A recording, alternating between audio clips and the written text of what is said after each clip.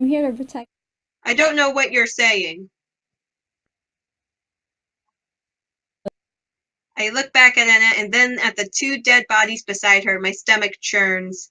Or kill. I'm sorry, Candela. The kids lumber toward the corpses, their horrified faces soaked with tears. Even Joff and Poe seem to be in shock. I stare back at Commander. They're bad people. They put you and all the other children in danger with their mana potions. I don't understand his answer, and I have a feeling I never will, so I don't ask him to explain. Yes. No, the king's decision is final. I don't understand that answer either. I didn't ask about the king. I asked if he would spare their lives. What does the king have to do with this? I assume my fighting stance. What are you doing? The only thing I can't. You want to fight me? And I will. That's crazy. You don't stand? Why does everyone keep saying that?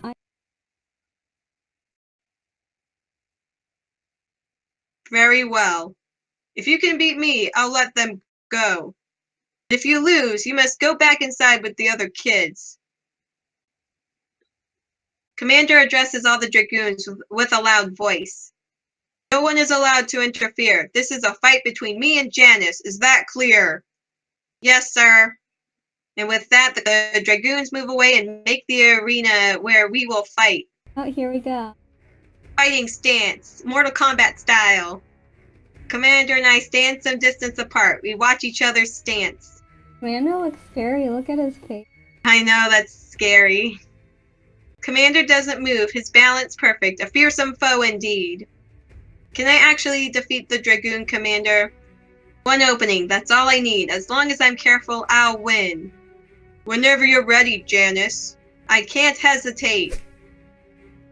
I sprint forward, but Commander still doesn't flinch. I speed up, trying to reach him as quickly as possible. But apparently, I'm not fast enough. A wall of rock sprouts up right in front of me. I slam right into it. Ouch. That must have hurt. Ah. I bounce off the wall and fall to the ground. That's kind of unfair. He's using magic. I She know. Go ahead. Sorry, I cut you off. It's okay. Darn, that hurt. Like, I thought this was going to be like a hand.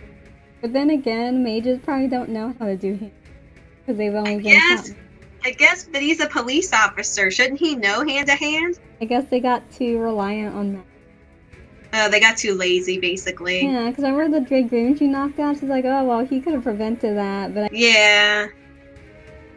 The wall dissolves into sand and scatters to the ground. I guess Commander just released his magic. Give up, Janis.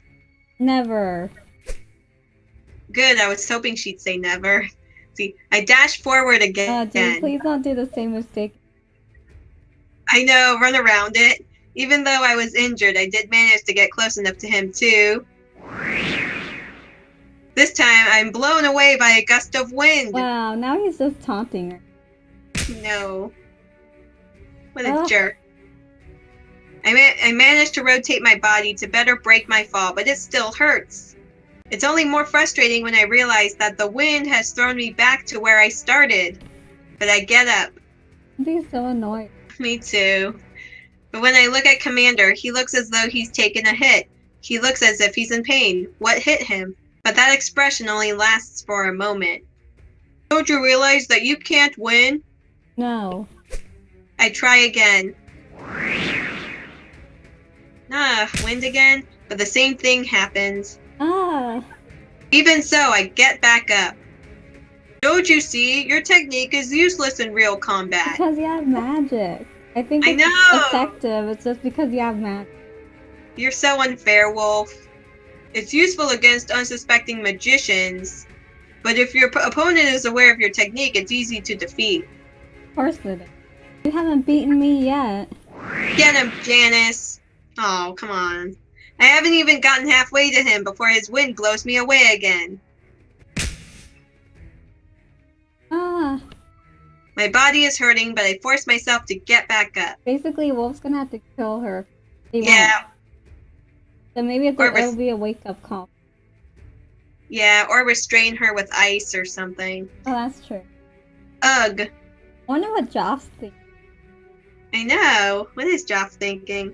The curious thing, again, is that Commander still looks hurt. He clasps his head with his hands, his face contorted as if in pain. What's going on with him? Do you think he's having flashbacks of his other kid? Maybe. Just give up, Janis. He forces his expression back to normal, but I can tell he's enduring whatever it is. I'll tell you your technique's greatest weakness. You can only use it if you can touch your opponent. As long as I keep you at a distance, there's no way you can beat me. No, there's a way. I just need to hold out against the wind. The key to my victory is that mysterious pain Commander gets whenever he casts a spell. I don't know why it's happening, but my guess is that he has to limit his power to mitigate the pain. In other words, the wind can't be very strong. I leap forward and break into another sprint. Haven't you learned yet? I close in. A little more. Just a little closer. Now! As expected, the wind comes. I've studied the gestures Commander makes whenever he casts a spell. He does a good job keeping his movements to a minimum, but he can't completely hide them. Before the wind reaches me, I stop sprinting and bring my stance low, planting my feet firmly on the ground. In this stance, I'm perfectly balanced. I reflexively close my eyes to shield them from the wind. The gale assaults my body, but as expected, it's nowhere close to knocking me over. After a while, the wind is gone. And now it's my turn to move again. Shh. I can do this! I'm nearly there! I keep watching Commander's hands as I run. If I'm close to him, right as he's going to cast a spell, I'll win. Almost there. 15 feet. Zigzag, Jen. 10 feet. 5 feet. Commander pulls his hand back and stands still. I come to a sudden halt and bounce back with a few quick strides. Commander doesn't cast a spell.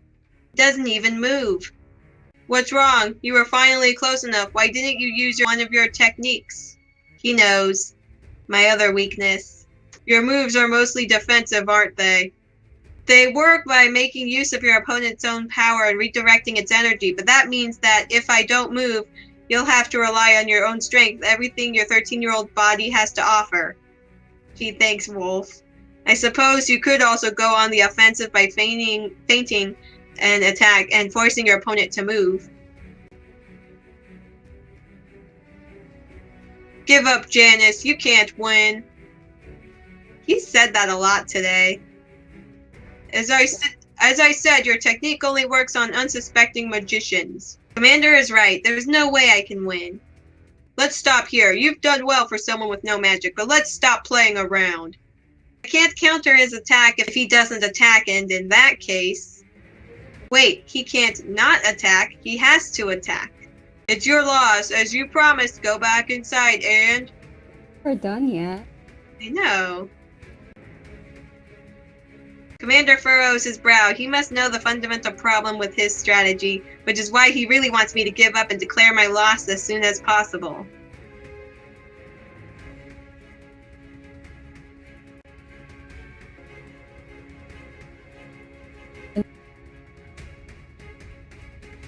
That's right, my objective isn't to win, but to save Enna and everyone else.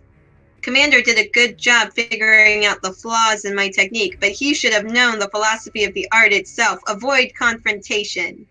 To win without fighting is in itself a victory. I see. Then you leave me with no choice.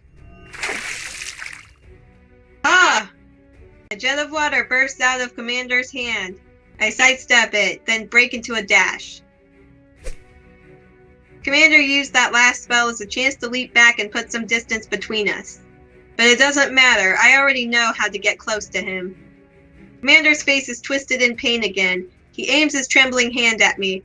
This just makes it even easier to predict his moves. Here it comes! A wall shoots up in front of me, but this time I manage to stop in time. I run around the wall, then charge at Commander again. Ugh! He presses a hand to his head, his breathing growing more and more erratic. Then he casts another spell.